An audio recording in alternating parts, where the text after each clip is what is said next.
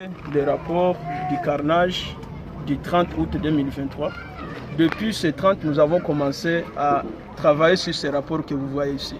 Nous avons commencé d'abord au stade de l'unité, où nous avions demandé à toutes les familles de venir s'enregistrer parce que les désordres dans lesquels le carnage s'était passé, on ne saurait pas identifier clairement qui est mort et qui ne l'est pas. Deuxième élément, il y avait encore une confusion sur le nombre d'arrêtés. On ne pouvait pas savoir qui est arrêté, qui ne l'est pas, qui est à l'hôpital et qui n'est pas à l'hôpital. C'est pourquoi nous avions dit appeler toutes les familles. Chaque famille est venue avec la photo de sa personne. C'est pourquoi vous voyez les photos là sur lesquelles nous avons travaillé.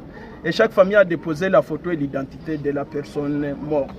Alors voilà comment nous avons procédé. Nous avons évolué après que les dés avaient été chambardisés par la police un certain dimanche.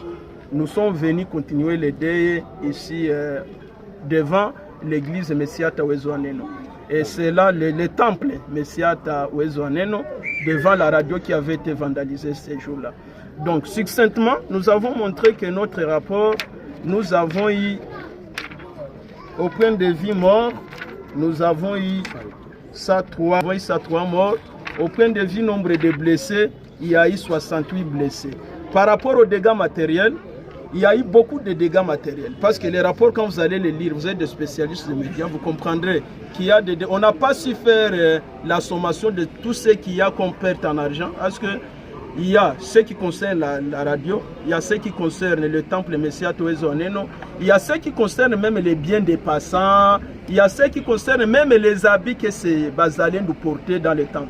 C'est-à-dire tout ça, on a mis seulement de libellés avec des montages approximatifs. C'est à vous chercher, hein. Chacun pourra faire la sommation du montant selon qu'il le voudra. Qu'est-ce que nous avons demandé? Nous avons demandé d'abord qu'il y ait la vraie justice, afin que tous ces gens qui sont morts puissent quand même être considérés comme des humains qui sont morts. Que tous ces mensonges qui avaient été véhiculés, lesquels mensonges a donné de faux renseignements, ces faux renseignements qui ont conduit à ces carnages que nous pleurons aujourd'hui. Les gens qui ont véhiculé ces mensonges, une semaine avant, d'ailleurs 10 jours avant, bien identifiés, leurs adresses connues, il aurait fallu que ces gens soient interpellés pour qu'ils nous présentent les mobiles de ces mensonges-là. Parce qu'il n'y a pas de fumée sans feu. Et rien n'est fait involontairement. C'est-à-dire que ces gens, quelque part, ils avaient été envoyés par quelqu'un. Et c'est à la justice de savoir qu'ils avaient envoyé. Deuxième élément, nous avons demandé que tous ces blessés soient pris en charge. Vous savez qu'il y a des blessés, depuis qu'ils sont à l'hôpital, ils ne savent pas à quel sens c'est voué. Et tous les procès qui se passent, il n'y a pas un seul procès où on a parlé des cas de ces blessés-là.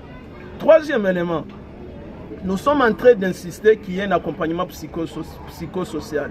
Il y a des gens complètement traumatisés. Au risque de voir des milliers de fous dans la ville de Goma. Imaginez à quelqu'un, le mari est mort, la femme est en prison, les enfants errent. Il y a des cas, le mari est mort, la femme en prison et probablement le fils est né à l'hôpital. Vous comprenez qu'il faut qu'il y ait un cadre sérieux pour que nous puissions accompagner psychologiquement ces gens-là et qu'on les amène petit à petit à comprendre que ce qui se passait, c'est vraiment inexplicable, mais comme humains, ils sont dans la contrainte de les comprendre. Voilà succinctement le gros du rapport que nous avons présenté aujourd'hui. C'est nous qui vous